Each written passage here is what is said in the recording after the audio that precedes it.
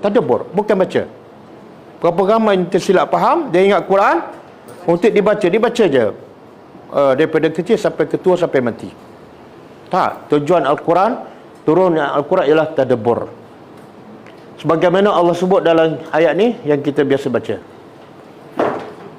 Kitabun anzalnahu, kitab ini anzalnahu, kami turunkannya ilaika, kepada engkau wahai Muhammad dan kepada umat engkau, untuk mubarakun, penuh dengan kebaikan yang banyak.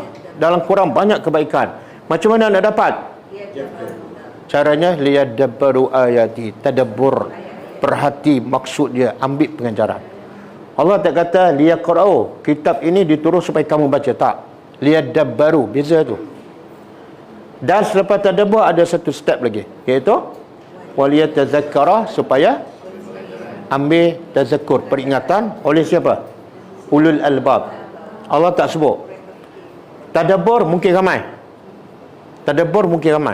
tapi yang ambil pengajaran bukan semua. Ulul albab. Sebab itulah bukan semua yang tadabbur berubah. Yang betul-betul berubah siapa dia? Selepas tadabbur, dia ambil tazakkur, ambil pengajaran dan amalkan. Dan mereka ni Allah gelarkan ulul. Siapa yang tadabbur tapi tak berubah, tak beramal, dia belum ulul albab.